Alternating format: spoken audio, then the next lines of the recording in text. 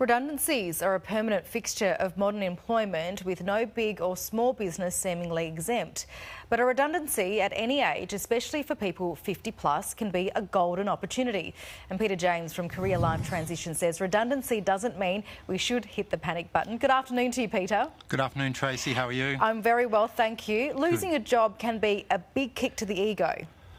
Absolutely. I think it's very hard to be made redundant or your role to be made redundant and not feel some form of rejection going through that process. And sometimes even that redundancy process isn't done well by companies. So it can give a real kick to the ego for sure. And how is redundancy different for people 50 and over?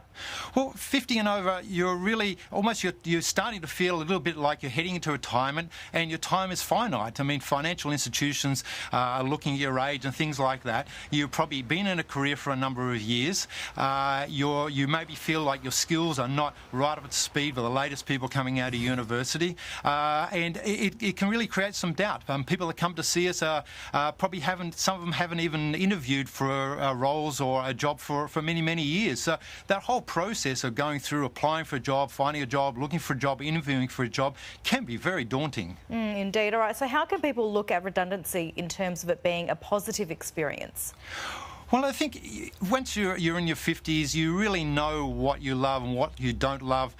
You really understand what your interests and hobbies and things like that are. So it's a real opportunity, I guess, to stop and have a look at where your career is going. I mean, for many people, the job they have is a job that they could get when they were younger, and they end up in a career that's almost kind of locked them into a role.